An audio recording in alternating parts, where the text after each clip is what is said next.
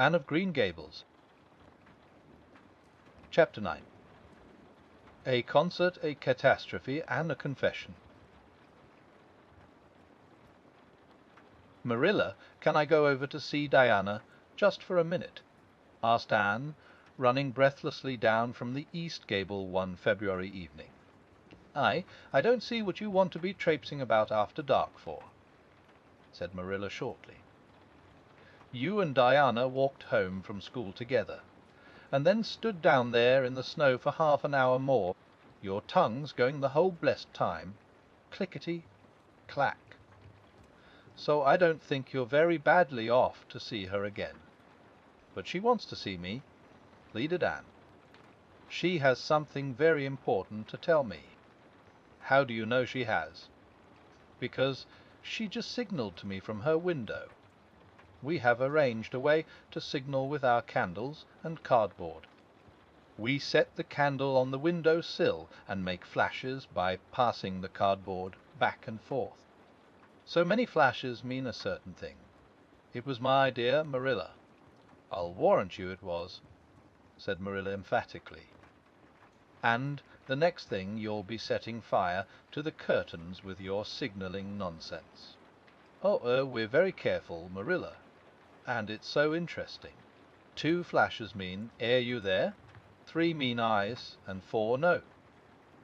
5 mean 'Come over as soon as possible,' because I have something important to reveal.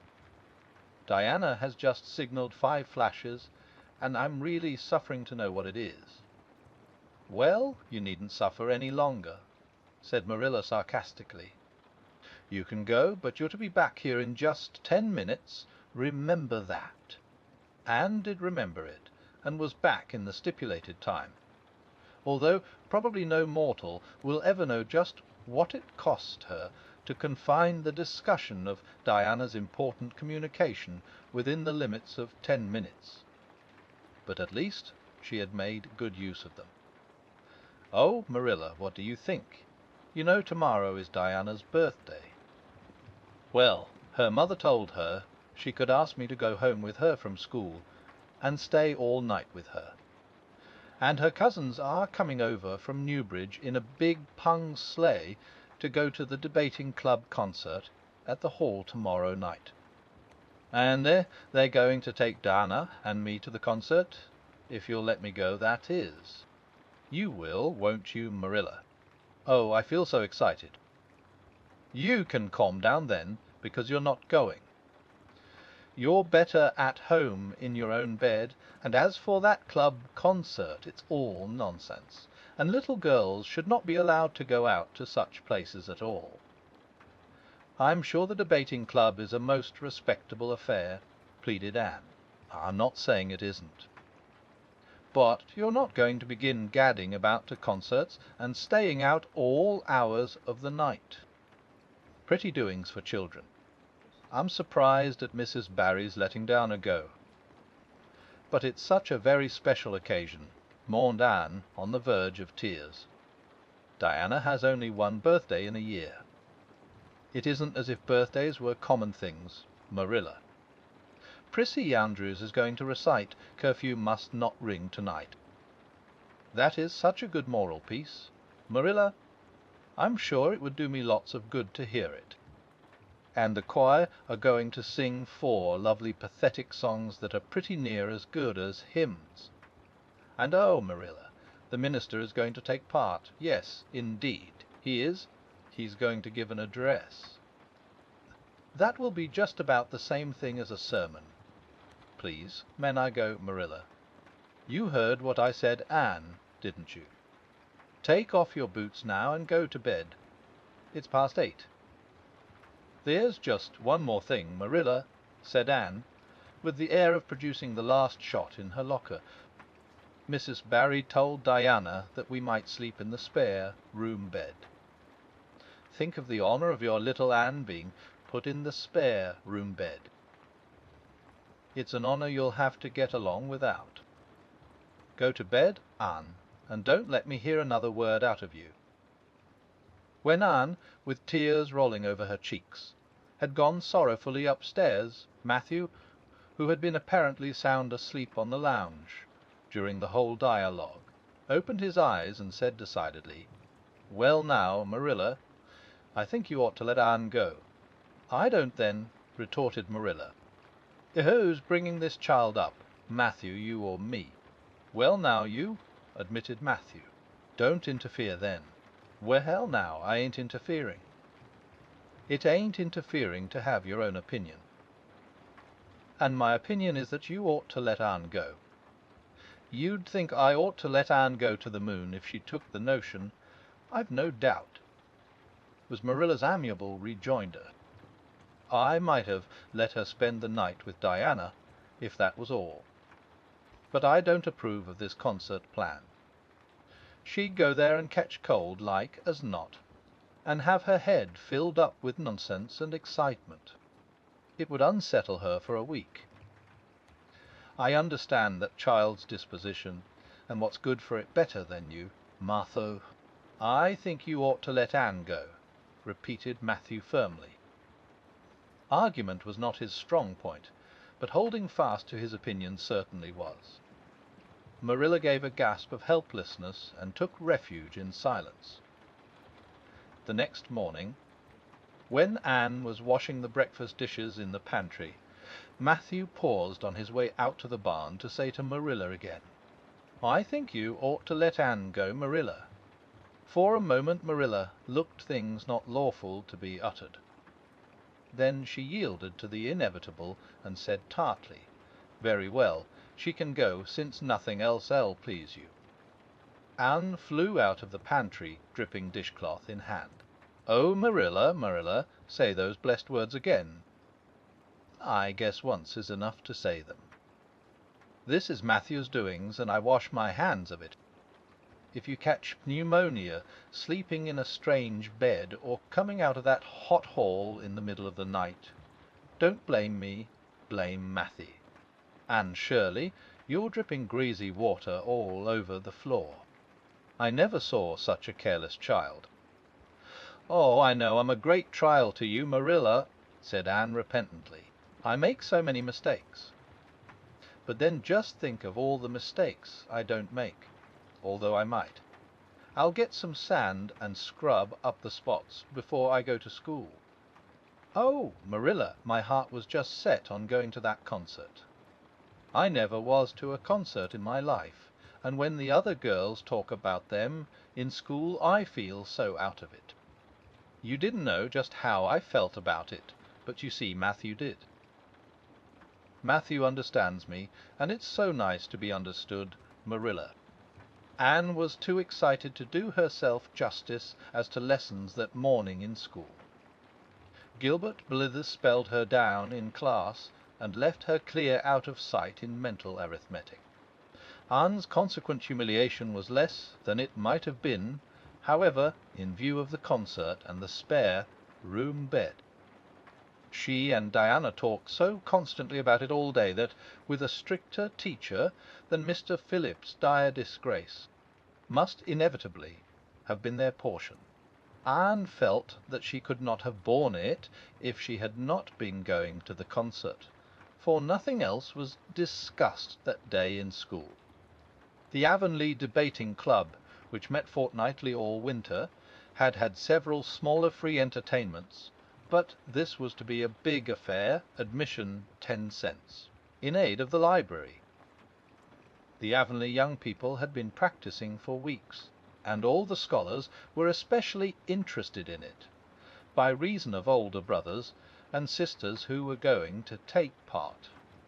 Everybody in school over 9 years of age expected to go, except Carrie Sloane, whose father shared Marilla's opinions about small girls going out to night concerts.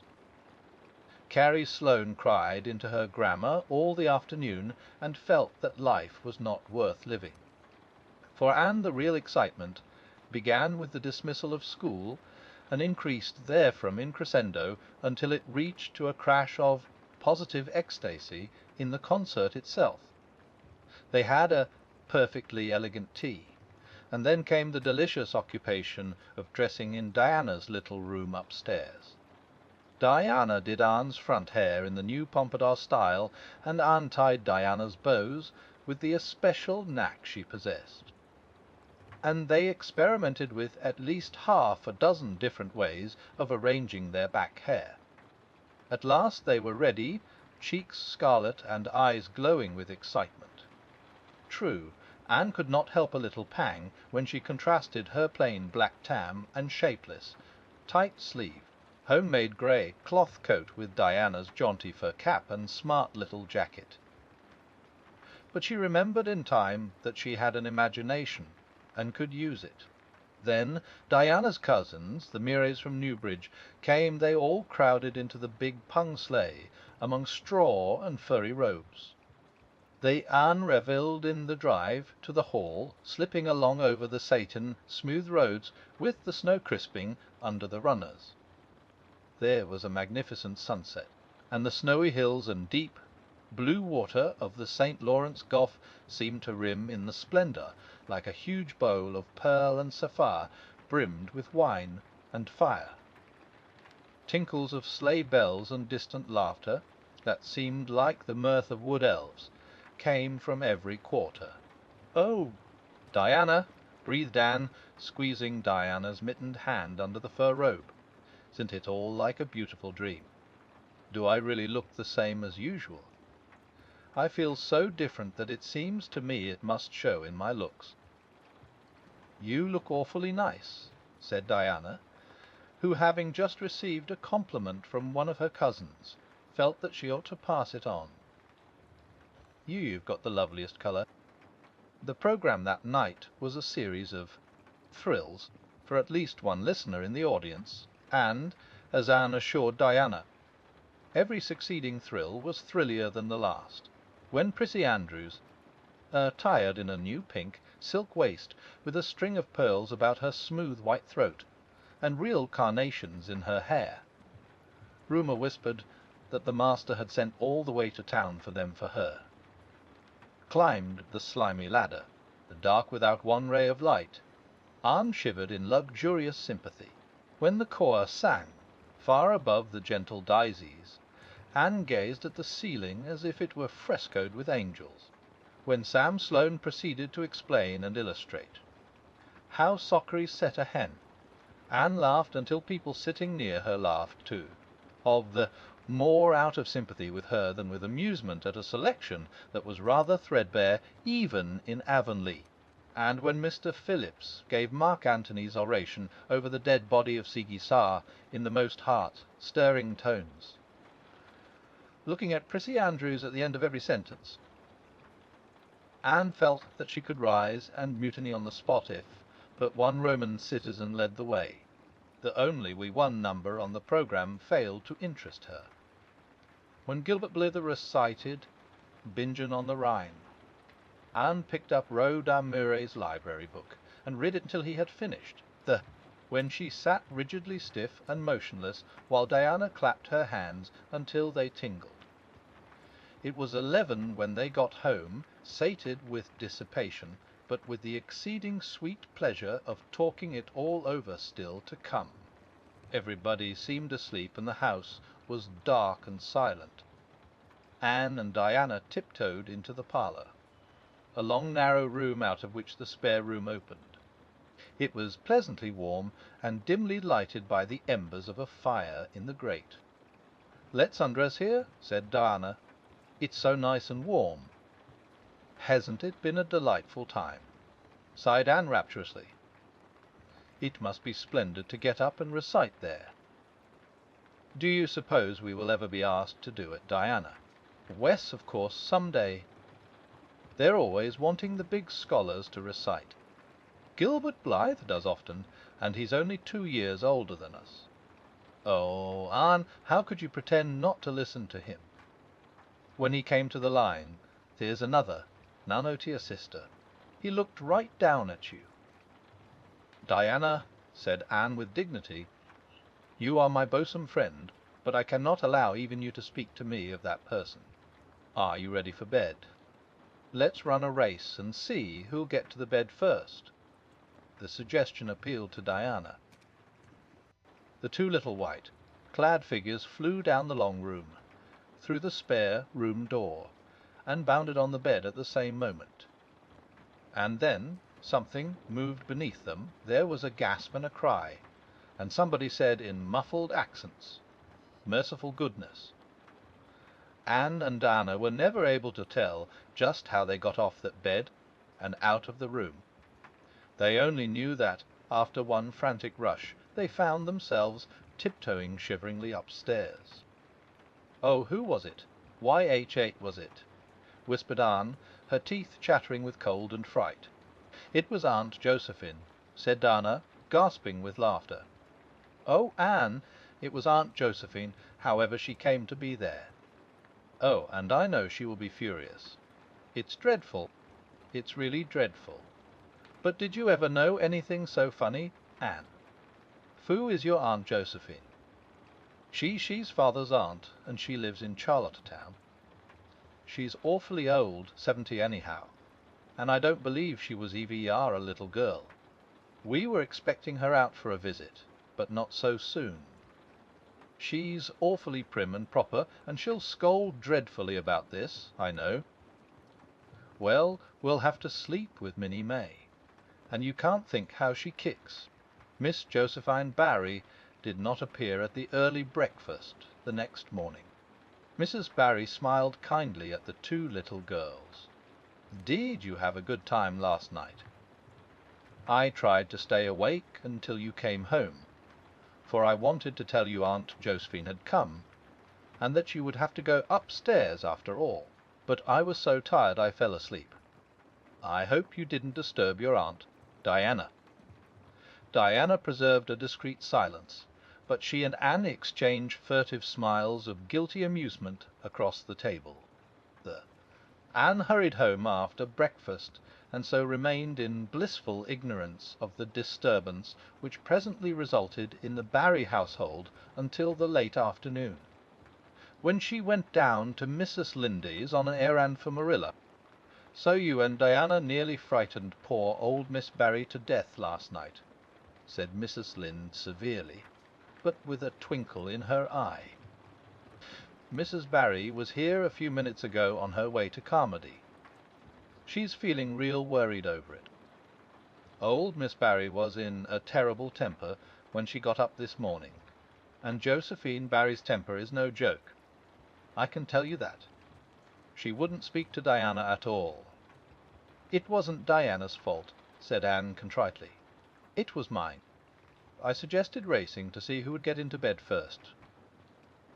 "I knew it," said Mrs. Lindy, with the exultation of a correct guesser. "I knew that idea came out of your head. Well, it's made a nice lot of trouble, that's what.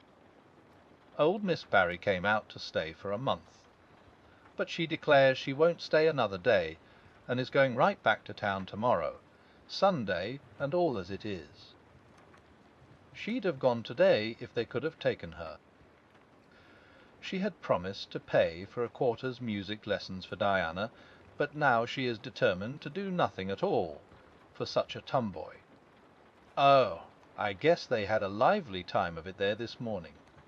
The Barrys must feel cut up. Old Miss Barry is rich, and they'd like to keep on the good side of her. Of course, Mrs. Barry didn't say just that to me, but I'm a pretty good judge of human nature, that's what. I'm such an unlucky girl," mourned Anne. "I'm always getting into scrapes myself, and getting my best friends, people I'd shed my heart's blood for, into them too. Can you tell me why it is so, Mrs. Linde?" "It's because you're too heedless and impulsive, child, that's what. You never stop to think. Whatever comes into your head to say, or do you say, or do it without a moment's reflection?" "Oh, but that's the best of it," protested Anne. "Something just flashes into your mind, so exciting, and you must out with it. If you stop to think it over, you spoil it all.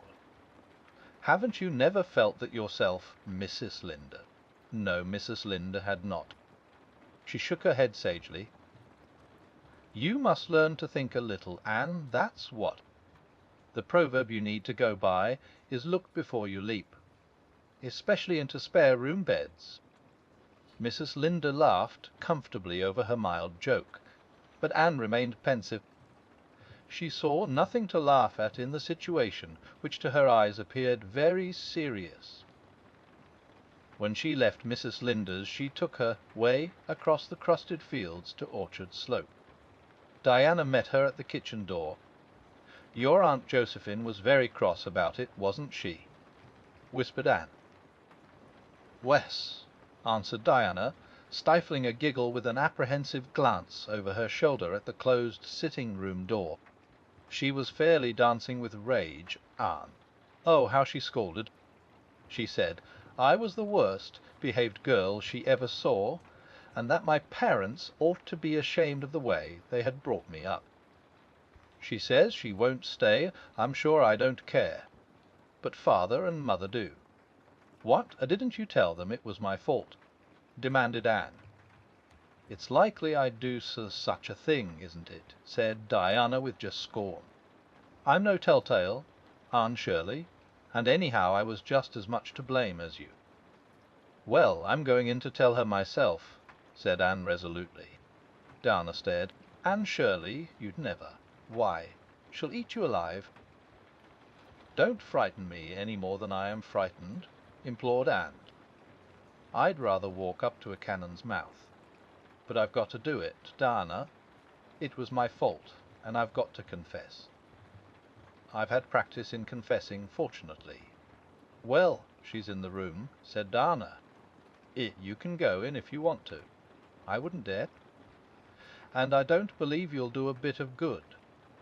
With this encouragement Anne bearded the line in its den, that is to say, walked resolutely up to the sitting-room door and knocked faintly. A sharp "Go in" followed. Miss Josephine Barry, thin, prim, and rigid, was knitting fiercely by the fire, her wrath quite unappeased, and her eyes snapping through her gold-rimmed glasses. She wheeled around in her chair, expecting to see Diana, and beheld a white-faced girl whose great eyes were brimmed up with a mixture of desperate courage and shrinking terror.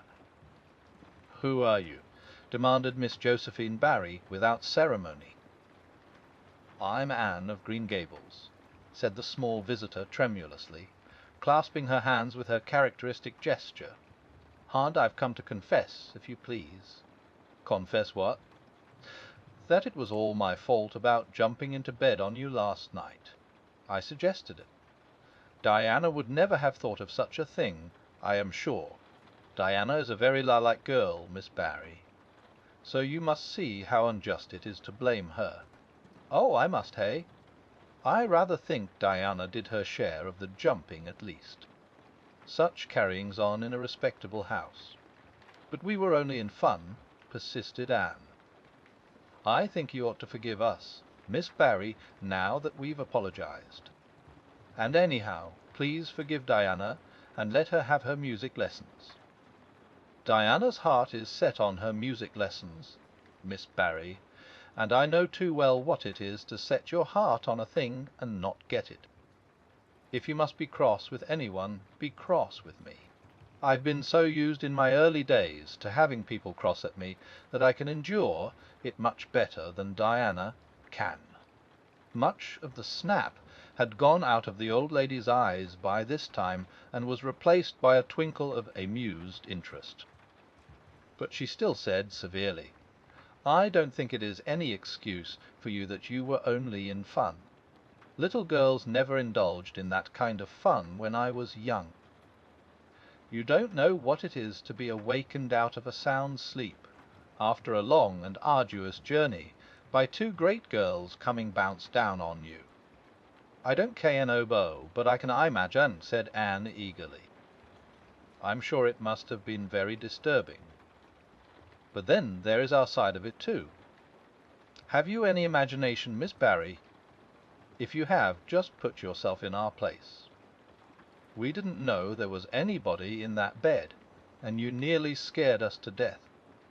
It was simply awful the way we felt. And then we couldn't sleep in the spare room, after being promised. I suppose you are used to sleeping in spare rooms?" But just imagine what you would feel like if you were a little orphan girl who had never had such an honour. All the snap had gone by this time. Miss Barry actually laughed, sound which caused Diana, waiting in speechless anxiety in the kitchen outside, to give a great gasp of relief. "I'm afraid my imagination is a little rusty. It's so long since I used it," she said. "I dare say your claim to sympathy is just as strong as mine. It all depends on the way we look at it. Sit down here and tell me about yourself." "I am very sorry I can't," said Anne firmly. "I would like to, because you seem like an interesting lady, and you might even be a kindred spirit, although you don't look very much like it.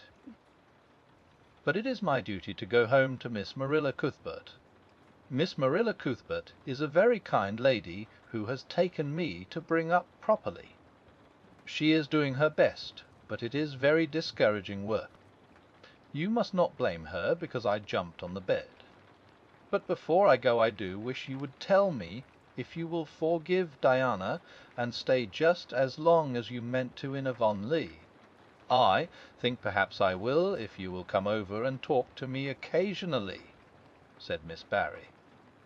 That evening Miss Barry gave Diana a silver bangle bracelet and told the senior members of the household that she had unpacked her valise. "I've made up my mind to stay simply for the sake of getting better acquainted with that Anne girl," she said frankly. She amuses me, and at my time of life an amusing person is a rarity. Marilla's only comment when she heard the story was, 'I told you so.' This was for Matthew's benefit. Miss Barry stayed her month out and over. She was a more agreeable guest than usual, for Anne kept her in good humour. They became firm friends. When Miss Barry went away, she said, "Remember, you Anne girl, when you come to town you're to visit me, and I'll put you in my very spare room bed to sleep." Mrs. Barry was a kindred spirit, after all, Anne confided to Marilla. You wouldn't think so to look at her, but she is. You don't find it right out at first, as in Matthew's case, but after a while you come to see it. Kindred spirits are not so scarce as I used to think. It's splendid to find out there are so many of them in the world.